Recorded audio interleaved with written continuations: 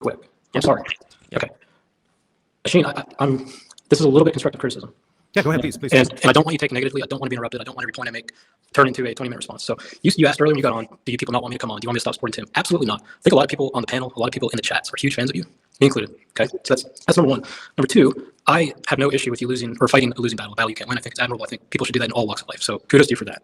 I think the issue the frustration perhaps that people on the panel, myself included, just now, I jumped on, I said I have to leave here pretty soon, and I sat there for about 30 minutes not saying a word. The chat was saying let Diego speak, ignored. Super chat says let Diego speak, ignored. I was about to You're on the say. panel. I know, but when you're on the panelists feel it. They're kind of like, they're no longer equals. Okay, they're just watching the show. They're watching the Tim and Shane show. So that's issue one. Issue two, the shows that you jump on, for the most part, turn into here's the daily beef that Oisin has, and it turns into a 3 to 6 hour show about the issues that you're having. And I think a lot of people watch the show for watches. They watch the show to have fun, but it turns into just you griping about the issues you're having, which is fine. But perhaps I would just say, and here's the other thing: people love drama. People love hearing about the issues that people are having. Like if Buckley had an issue and he started, Tim, I got to talk about this shitty deal I had. We want to listen. We want to help. We want to be part of the conversation. But when it completely takes over the show, 100%, it's just a little too much. And it hasn't happened once. It happens many times. Once, okay, no big deal. Let's make the show about Buckley's terrible issue he had. But it just seems like in the past few months, I'd say 80% of the time that you're on the show, it just turns into a show where the other panelists don't necessarily get to partake, and it's all about you. So not saying we don't care about the issues you have, we do, and we want to be there to help you. We want to hear your side. We want to give our opinions too. But if we're just going to sit on the sideline the whole time, it kind of sucks for us. And it also, I think the chat gets a little frustrated too. So that's just my constructive criticism. Do you guys feel the same way, the other panelists, Buckley? I think I'll just note one interesting thing. When Diego came on, I was like, "Hey, Diego, how you doing?" And he wanted to say something, and I was all ears. But then another thing exploded there with Buckley and Tim. I may have interjected, but it wasn't me. You didn't get to talk, and I saw someone in the chat saying, "Please let Diego speak." Yes. And I was about to say, "Yeah, can we all hear from Diego, please?" But then eventually you lost patience. Now I'm getting burned for that one because I guess in most cases that's no, it was everybody. It was everybody. It wasn't just you. It was everybody. But anyway, that's my piece. I gotta get going. So I think it's important to say, lastly, these numbers are up because people are fans of you. All right. The numbers are up because Tim has a good show. Yeah, and that's a good show. It's a compelling show. That's why the numbers are up. If I've had any help in that, I'm glad. But it's. I think you have, and I think some of the best shows Tim has had have been when it was just a good time. People were having fun. You were smoking a cigar, having a drink. We were laughing, talking with Sean. You know, that's the shows that people love. And yes, there are times where there are grievances to be aired. Like today, I think it's important your grievances aired. And I say continue talking about it, but just don't make it 6 hours of it. That's all I'm saying. Okay? I don't think we can make doing Guns stream pays for doing the Watch Talk because Watch Talk, fuck me, that is brutal.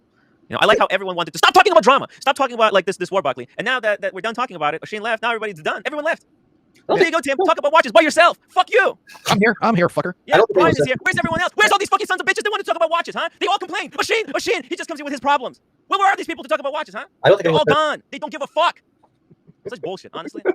Such fucking bullshit. Tim explodes. The fucking hypocrites. To come here, to jump on, to be in the chat, shitting all over Oisin. Oisin, stop talking about these problems. Oisin this, Oisin that. Okay, how are you contributing? Okay, well, where's the watch talk? Where's the watch questions? They don't care. They're like, hey, Tim, now go fuck yourself. Stop doing the interesting show, do the boring show, and now we're just gonna fuck off. Good job, Timmy. Red Shovel, if you're listening, warning. Tim needs to release some stuff tomorrow. But seriously, I mean, we had a good show going. Everyone said, "Stop it, Tim! Stop! Let's do this boring show where we're just talking about watches." Okay, let's do watch talk. Yeah, where's everybody? They're all gone. Fuck you, guys. Seriously, you know what? That's why I try. See, that's what happens when I try to listen to people who don't know how to run an exciting show. And I'm talking about you, Diego, fucking buzzkill. Sorry, I'm in the hospital. Fuck you. Yeah, well, you know what? You're in the hospital. Yeah, you were. Diego jumped on the show, totally killed the buzz, and then it's like, yeah, now and then left, and then said, "No, there you go, Tim. Now deal with the repercussions of that." Good job, Diego. Here, let's do this. Let's talk about the war. The only comment I think was, if we're going to talk about it, let's just be accurate in our remarks. Let's not embellish things that aren't true. Well, no one's embellishing anything that's not. I wasn't saying anything that wasn't true. I was saying things that were true and that people didn't want to hear. You know, difficult things that people didn't want to hear. Okay, let's talk about the shit that matters. You know, I would love to talk about Daniel Roth, but no one else interested. Everyone's just falling asleep. Is there a picture of the back of that watch? Is there a picture of the back of that watch? Huh? I want to see the back of that watch.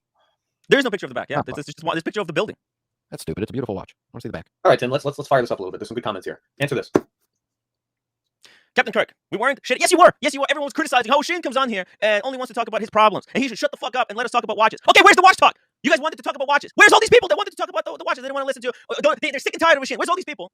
Shane is gone. Where are all the people that wanna talk? They're gone. They're nowhere to be seen. And now we'll take a break while our host gathers himself and takes a breath and relaxes. And maybe we'll draw little pretty birds along the trees or something. And we'll calm down and then we'll all be fine. And we'll welcome our host back now. Here's the new Tim Wright. I'm just saying, you know, you guys, everyone is so clever. Everyone has so many great ideas about how to do the show. They come on, they give me all these amazing ideas, and then they fuck up. They don't actually want to do those amazing ideas themselves. It's really...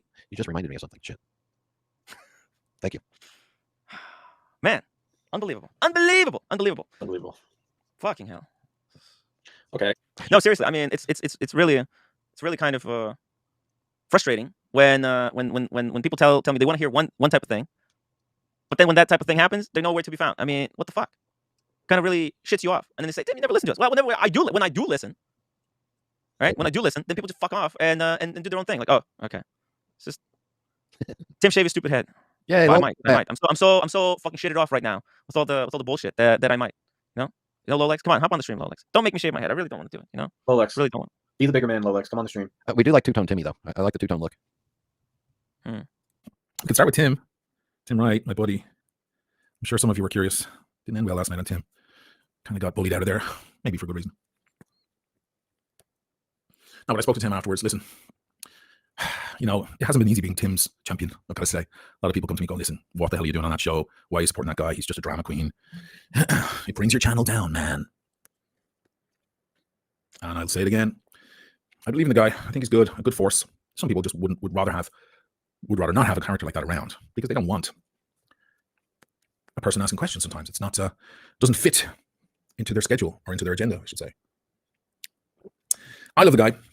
I think he's good, but I think I never really fit on his channel. Like, I started as kind of a guest every now and then because every now and then they have bigger YouTubers come on. They had Christian on, they had Brittany on, they had Paul on a few times. Usually people only come over when there's something to report, something to talk about. I would go on every now and then when there's some sort of scandal or something to be weighed in on. But over the past few months, I've probably become more of a kind of common guest, like Justin Timberlake. Remember showing up too often for Saturday Night Live? It's like, well, before it was cool, now you're kind of annoying as Justin. And I think the truth is, from what I saw last night anyway, I don't really fit in. They're a different kind of bunch, We're not all that compatible. I'm a different fish than these fellas. And things I say irk them and so on. And that's fine.